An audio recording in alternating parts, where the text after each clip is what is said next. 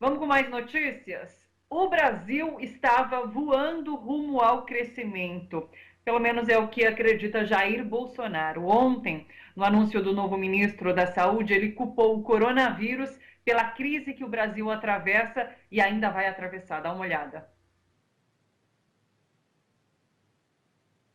Montamos um governo diferente dos montados anteriormente, que tem dado resultado. Estávamos praticamente voando no final do último trimestre. Tudo estava indo muito bem. O Brasil tinha tudo para dar certo num curto espaço de tempo. Esse dar certo agora acontecerá, mas num tempo mais ampliado.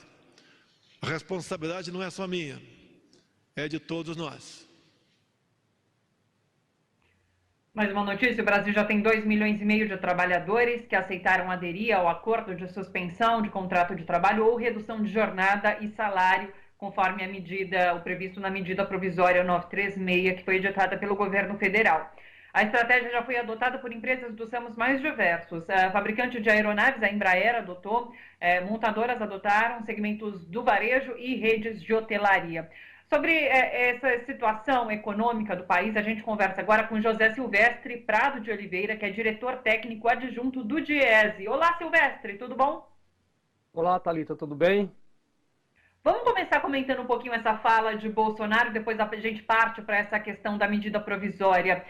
Bolsonaro faz parecer que estava tudo bem antes do coronavírus na economia e agora, por conta do coronavírus, a gente enfrenta essa crise. Não é bem assim, né?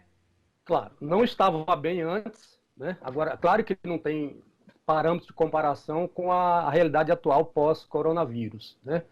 Pandemia, o Covid-19. A economia brasileira antes vinha dando sinais de recuperação, mas uma recuperação lenta e em patamares, do ponto de vista do crescimento do PIB, pequeno.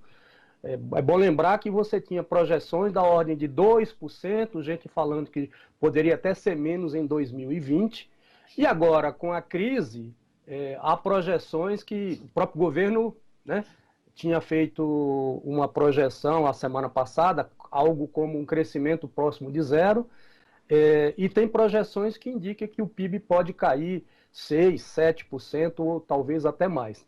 Obviamente, Thalita, que isso tudo vai depender também das medidas que forem tomadas em relação ao enfrentamento da crise, né? Quer dizer, primeiro a gente precisa superar essa dicotomia entre a questão da saúde, da vida e a economia. É óbvio que, em primeiro lugar, vem a saúde, vem a vida, porque a economia você recupera, mas as vidas não.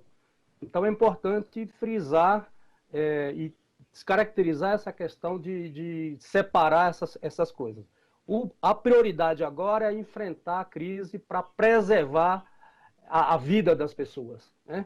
E a economia ela vai ser recuperada. E essa recuperação também depende muito, a sua retomada, o grau de recuperação vai depender também dessas medidas que forem tomadas.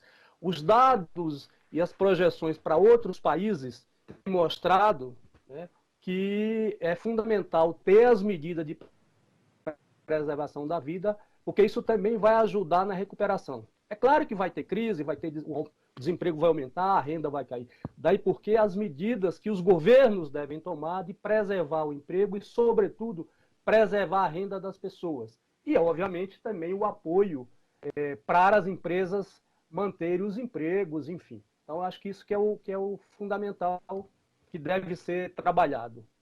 Daí, falando de duas medidas específicas que foram tomadas por esse governo, pensando em preservação de emprego e da vida das pessoas, né, de chegar dinheiro para a pessoa poder comer e comprar comida, a gente tem os R$ 600, que tem um calendário muito longo, tem muita gente que ainda não acessou de fato esse dinheiro, e tem a questão da medida provisória 936, que reduz salário e jornada de trabalho com uma compensação por parte do Estado. E sobre isso específico eu queria conversar com você, Silvestre, porque essa compensação não chega ao salário total, a não ser que a pessoa ganhe até um salário mínimo, é isso? Primeiro, a gente teve um conjunto de medidas provisórias, né, e também de projetos de lei que foram votados no Congresso, né, para o enfrentamento da crise. A primeira delas é aquela do estabelecimento da calamidade pública, né? Depois veio uma série de medidas. Uma delas é a 927, que é a pior, que era aquela que suspendia os contratos de trabalho por 4 meses sem remuneração, mas graças à pressão dos trabalhadores, das centrais, dos movimentos sociais, enfim, o governo recuou e retirou aquele artigo e editou a medida provisória 928 sem esse artigo. E a outra medida, uma das outras medidas aí, é a 936, né? Essa que você fez referência, que estabelece esse auxílio emergencial aí dos R$ 600 e, sobretudo, a questão da redução do salário e redução da jornada em patamares que variam de 25%, 50% e 70%. O que ocorre, Thalita? Só tem a reposição integral desses valores quem tem um salário de até um salário mínimo. Acima de um salário mínimo tem perda, ou seja, reposição no integral. A gente pode vou dar um exemplo aqui, hipotético, de um salário, por exemplo, de R$ 1.500. Um salário de R$ 1.500, se a redução for de 25%, tá? Ele só tem a reposição de 95% desse valor, ou seja, ele perde em torno de 5%. Se a redução for de 70%, ele perde cerca de 14%. Portanto, só terá uma reposição da ordem de 86%. E mais um detalhe, se a redução do salário for inferior a 25%, a medida provisória não dá cobertura para esses trabalhadores, a não ser que, obviamente, o sindicato negocie diretamente com as empresas. E outra coisa que eu acho que é fundamental é a presença, a participação do sindicato, né? Porque a medida estabelece lá que para quem ganha entre 3 salários mínimos e até 3 salários mínimos e depois os 2 tetos da Previdência, né? Seria obrigatória a participação do sindicato. Mas quem está nesse intervalo, acima de 3 salários mínimos e até um pouquinho menos do que o teto da Previdência, estaria fora, digamos assim, não teria a obrigatoriedade da negociação coletiva. E aí, como você lembrou antes, quer dizer, nós estamos aguardando como é que se diz? A votação do STF sobre a liminar do ministro Lewandowski. Em relação à consulta que precisa ser feita aos sindicatos para que os acordos possam ser firmados com os trabalhadores, empresa e trabalhador, de fato. Essa decisão deve estar para sair a qualquer momento. Agora, para a gente leigo em economia, e eu me incluo nesse grupo, o que a gente pensa é que você precisa manter o poder de compra da população para que os impactos não sejam tão grandes. E quando a gente vê essa compensação por parte do Estado não sendo integral, vai gerar um impacto maior ainda na economia, certo? Há outros países que fazem uma compensação muito maior do que a que o Brasil está fazendo, certo? É verdade. Se a gente pegar os dados de alguns países, o Diese, inclusive, técnica, há uns 15 dias atrás, mostrando qual foi o grau de reposição do salário dos trabalhadores nos mais diversos países, sobretudo os países europeus, né?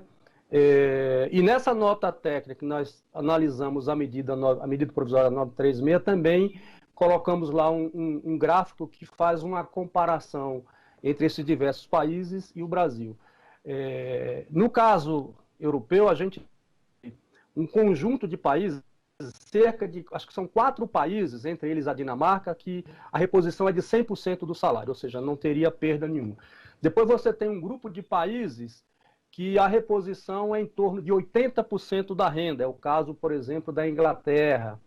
E tem outros países ainda no continente europeu, que a reposição varia entre 60 e poucos, que é o caso da Alemanha, de 60 a 67, né? e que variam entre 60 e poucos por cento até 80%. Ou seja, tem uma cobertura bastante razoável. A nossa, na média, está muito abaixo disso, né? Então, eu acho que isso é uma medida fundamental que esses países tomaram e, muito provavelmente, esses países vão retomar. A retomada pós-crise, ela deve ser um pouco mais acelerada na medida que você preservou, em parte, a renda das famílias, a renda dos trabalhadores, os empregos, tá certo?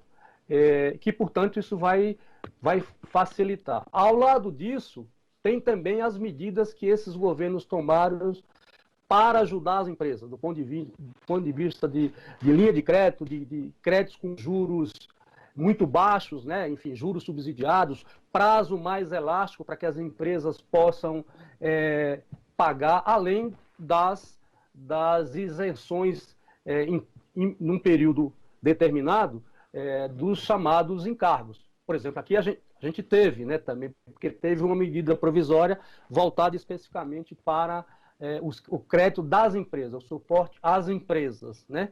Que são tanto aquelas empresas pequenas, sobretudo, né, que têm faturamento anual entre 360 mil a cerca de 10 milhões.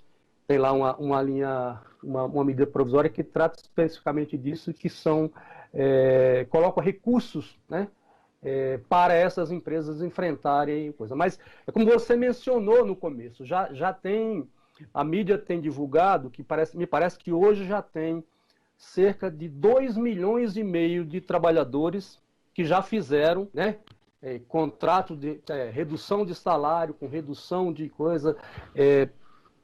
Tem também um processo de demissões, né? A gente não tem ainda esses números, nós estamos também levantando, mas deve acontecer um processo grande aí de demissões nas empresas.